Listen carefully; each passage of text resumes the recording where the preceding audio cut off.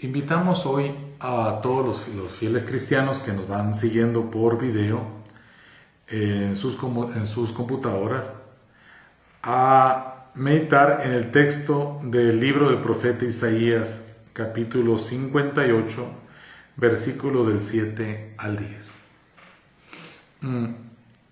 Primeramente quisiera contextualizar este texto del profeta Isaías. Estamos en la última redacción del profeta. Acuérdense que el libro de Isaías es un libro extenso, tiene 3 estilos, ¿no? Y algunos hablan del primer Isaías, segundo Isaías, tercer Isaías. Nosotros estamos en el último texto. Y el profeta Isaías, siendo hijo de Amós, aunque no es Amós el profeta, acuérdense que la palabra Amós era muy típica. El profeta Isaías le toca un tiempo en que predice la caída del reino de Judá. Acuérdense que Israel está situado entre 2 potencias enormes, Asiria con sus grandes ríos, el Tigris y el Éufrates, lo que hoy es Irak, y lo que era Egipto. En aquel tiempo ya estaban en decadencia, ¿no? Egipto con el gran río Nilo, ¿no? Entonces estos dos pueblos muy poderosos estaban pues ya en total decadencia. Sin embargo, aparece una nueva potencia que va a ser Siria, y comienza Siria a expandir su reino, ¿ya? Entonces el pueblo de Judá tiene la tentación de dejar a Dios y coquetear, hacer relaciones comerciales, y por supuesto al hacer relaciones comerciales traerse dioses extraños. Isaías se da cuenta que el pueblo pues ya no quiere seguir la alianza con Dios. Es decir, o se hacen un pueblo rico pero sin Dios, o un pueblo pobre y libre pero siendo fiel a Dios en su alianza.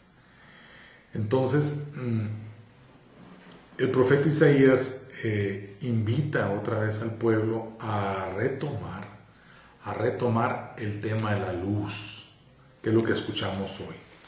Escuchemos un pedacito. Dice: entonces surgirá tu luz como la aurora y cicatrizará deprisa tus heridas. Te abrirá camino la justicia y la gloria del Señor cerrará tu marcha.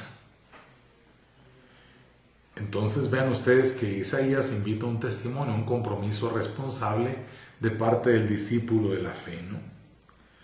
Ahora, este tema del tema de la luz va en relación con el texto que vamos a escuchar hoy en el Evangelio, ¿verdad?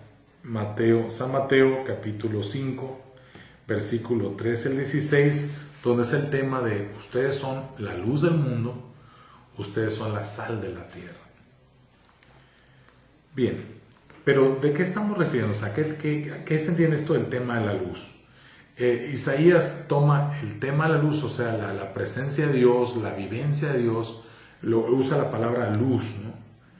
Y el cristiano tiene que expresar esa luz, pero en Isaías dice clarito: entonces clamarás al Señor y Él te responderá. Lo llamarás y Él te dirá: aquí estoy.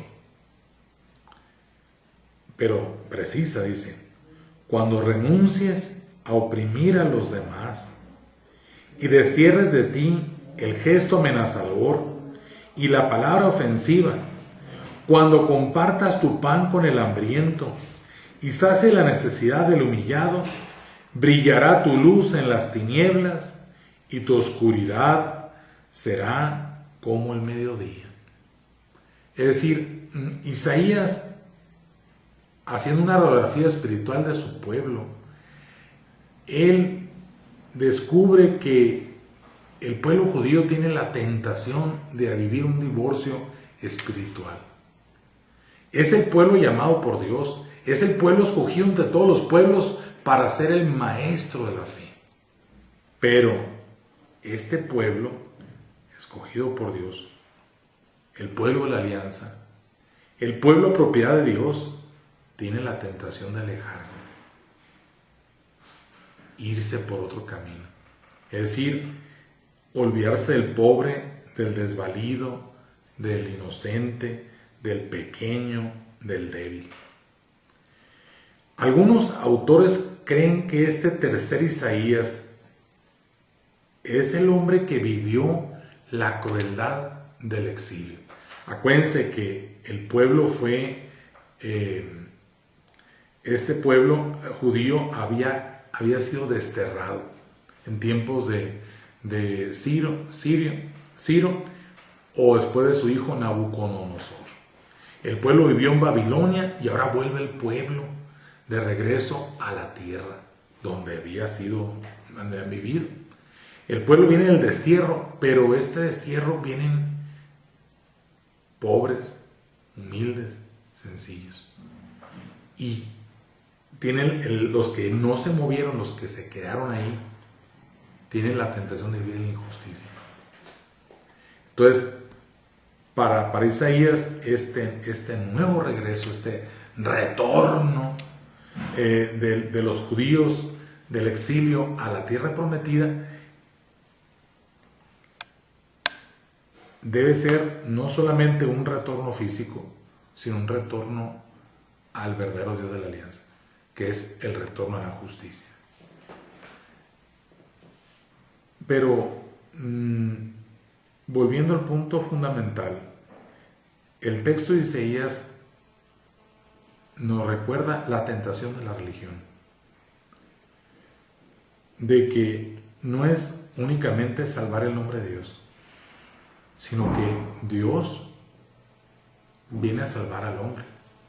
Dios es el defensor del más humilde, del más pequeño. Quien vive a la pureza de la religión es un hombre que vive a la justicia. Un hombre que en sus manos no hay sangre, no vive la opresión.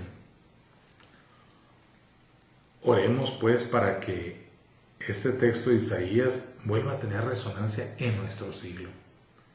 En este tiempo de neoesclavitud, en que grandes masas viven sumergidos en injusticia, en estos tiempos en que hay una dictadura de mercado, aunque haya todas las libertades, en estos tiempos en que la política neoliberal lo único que crea son más ricos, inmensamente ricos, y más pobres, inmensamente pobres, en este México que vimos que son dos Méxicos, un México que no usa moneda y un México que usa la moneda, donde hay dos economías dependientes, una de trueque y otra economía altísima de mercado, el cristiano tiene que ser el fermento de justicia.